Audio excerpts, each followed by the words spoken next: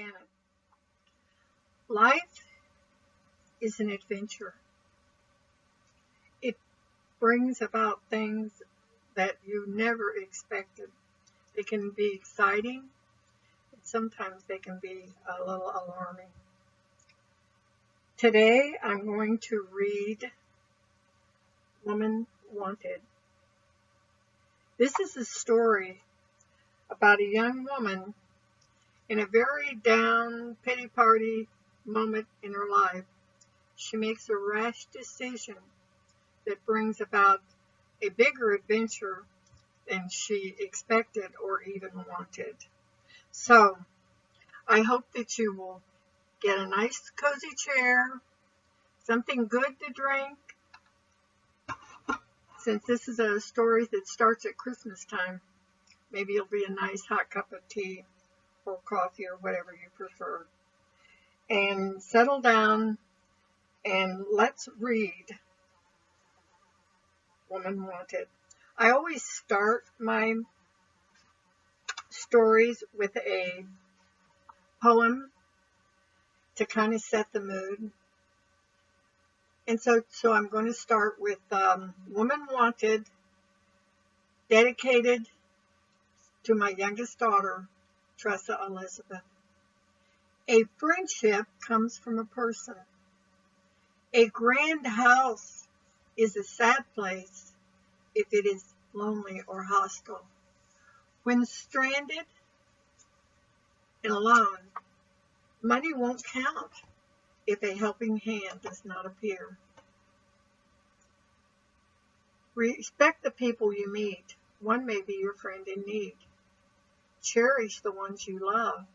Our time with them is brief. It is the people you see who are important. Chapter 1, A Lump of Coal. And Merry Christmas to you too, Joe, Sierra Colson Strader remarked wabbishly. At 26 years of age, the attractive young woman was usually quite cheerful at Christmas time. In fact, it was her favorite season of the year. She loved the office parties, the church nativity pageants, as well as the family gatherings of the Colson clan. Her entire family consisted of her eldest sister Arabella's husband and 4 children, her younger brother Perry, his wife Faith, and their 2 small children, along with numerous cats and dogs that gathered at her parents' retirement home in sunny Florida every Christmas. Sarah was an attractive, confident, poised young woman with a sufficiently well-paid job as a paralegal in one of the most prestigious law firms in Charleston, West Virginia. Moreover, she had been born and lived her entire life in the community where she currently resided. Thus far, her life had been a happy, uneventful one. This year had not been a good year for Sierra, prompting the angry outpouring of words, reflecting her despondent attitude. The usually cheerful and placid young woman was in danger of becoming permanently morose and cynical. In addition, the events of the past month had seen a noticeable change in more than her attitude. Gone was the well-groomed businesswoman image that she daily worked to present to the world. Instead, the 125-pound, 5-foot, 5-inch tall, ginger-haired young woman today was clad in a faded and well-worn Liz Claiborne pink sweatsuit. For warmth, her feet were shod with furry, white kitten ear house slippers. Both of these items of clothing were previous gifts from the aforementioned spouse. Lately, they had become her comfort clothes at home. Sierra carefully refolded the stapled sheets of paper that she held in her hands and that had brought about this outburst. Then slowly, with great deliberation, she pressed the edges firmly together along the two folds with a long red lacquered nail. She then tossed the packet on the table among the breakfast dishes. Gazing at the untidy assortment of a meal from the previous day, she wondered how something so important could look like one of the many construction paper projects that children make in grade school.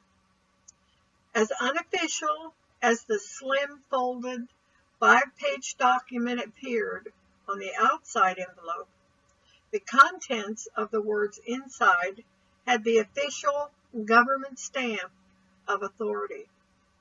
That stamp, as well as the signatures in all the appropriate places, meant that her life was now changed forever.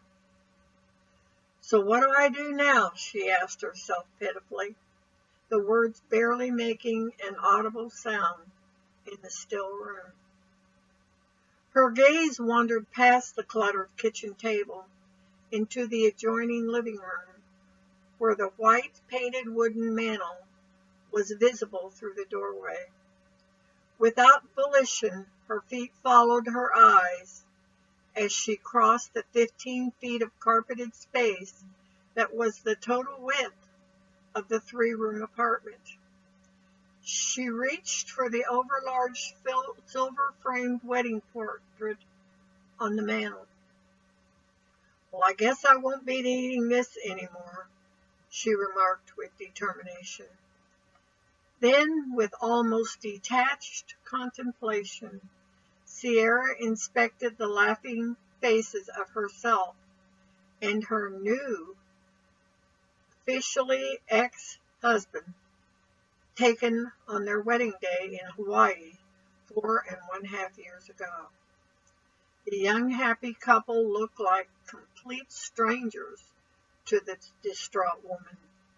She peered into the mirror above the mantel, seeking to find any remaining remnant of that love-struck girl she had been in the picture that she held in her hands.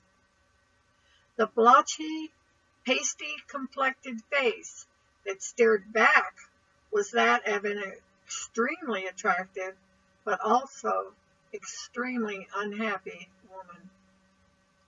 With sudden alarm, Sierra realized she not only looked like an embittered, angry woman, the deepening frown lines between her eyes and around her mouth were threatening to become embedded forever. In addition, she decided that with her middle-aged looking jowls, she looked 10 years older than her age. And was that the beginning of a double chin, she lamented? In agitation, Sierra smoothed the spot between her eyebrows and moved her hands to pull back the brow in an effort to erase the lines around her eyes. Good grief, she exclaimed loudly. No wonder Joe left me for another woman. You look horrible, Sierra Strader. Well, Colson now, she added, lifting her head from her reflected image with a defiant glare in her cold blue eyes.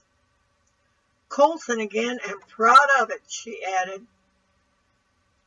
Then, with an erect spine and a determined air, Sierra retraced her steps to the kitchen. She proceeded to lift the lid from the garbage can with her toe and tossed the picture on top of the pile of newspapers and plastic Walmart bags in the can. Goodbye and good riddance, she said bitterly. For the next hour, Sierra feverishly labored to clean the messy kitchen. Then she moved into the living room and onto the bedroom in an effort to free her mind and obliterate the painful fact that her marriage was finally and forever ended. Without hesitancy or nostalgic fondness for what she was discarding, she emptied the room of everything that belonged to her former spouse. "You said you didn't want anything," she remarked out loud, as if the owner of the items could hear and respond. Then, with more force than needed for the task, she tossed music CDs into a bulging pillowcase that she had stripped from the bed. "Well, neither do I," she remarked. 2 pillowcases and 2 industrial-sized trash bags later, Sierra wearily sank into the brown leather couch that had cost the couple an enormous sum of money when they purchased the piece.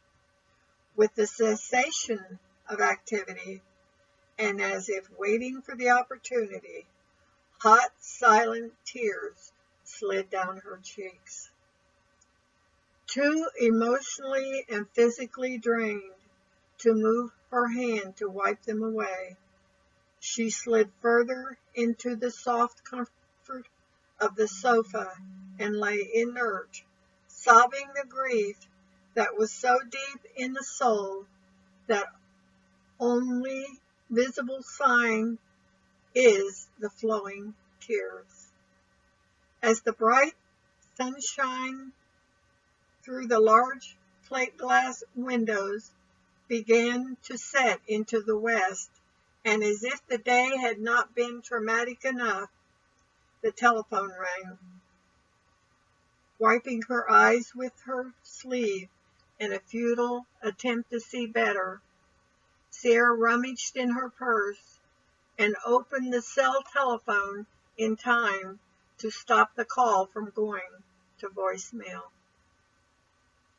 "Hi, Connie," she greeted her best friend and fellow co-worker, endeavoring to sound cheerful and alert. "What's up?"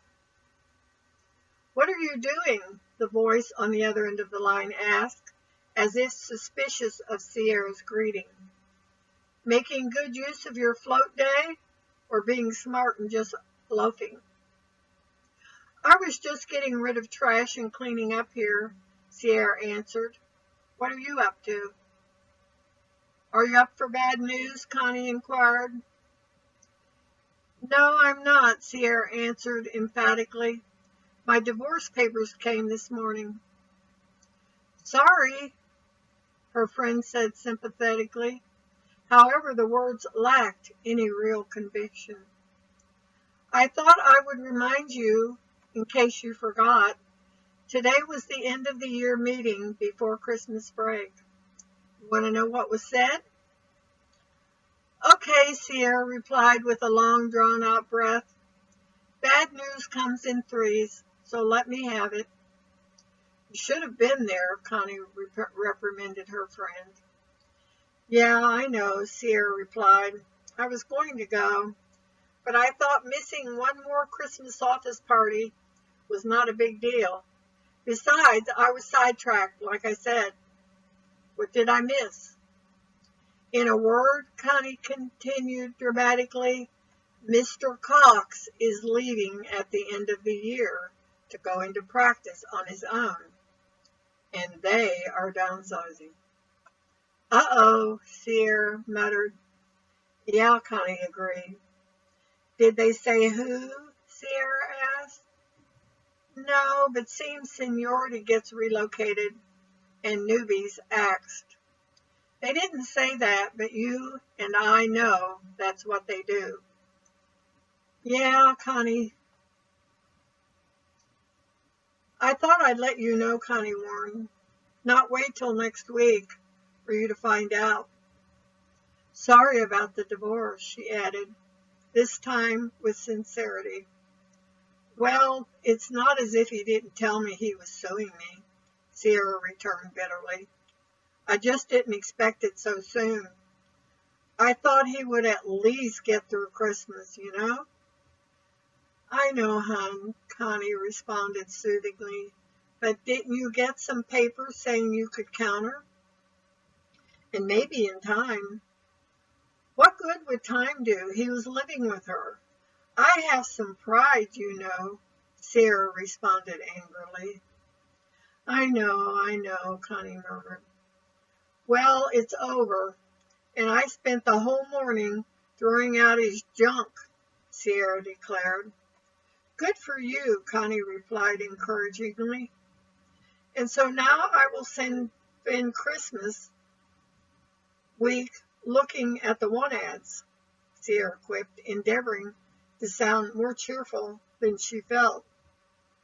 Well, it isn't for sure that you and I will get kicked to the curb, Connie argued. I get assigned to Mr. Longstreet most of the time, and I think he likes my work.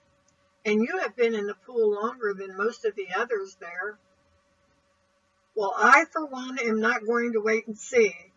And if I was you, I'd take the bull by the horns and see if there's something out there for you, too, Sierra answered. It can't hurt, Connie conceded.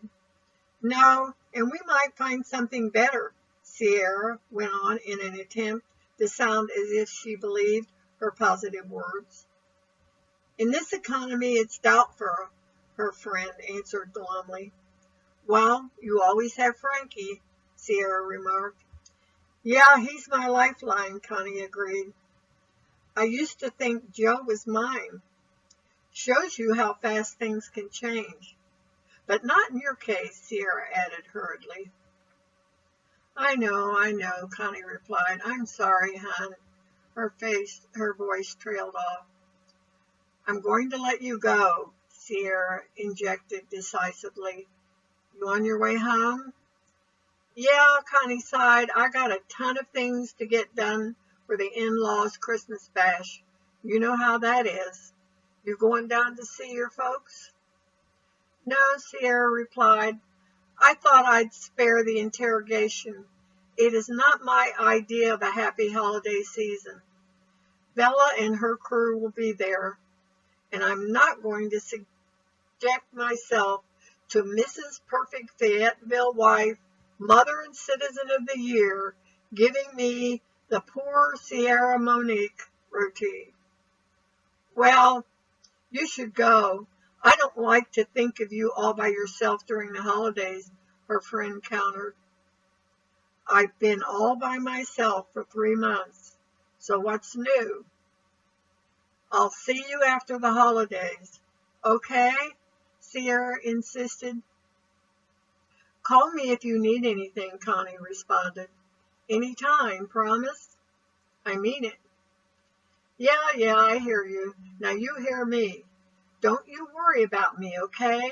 You go have fun and have a Merry Christmas, Sierra answered crisply, ending the conversation.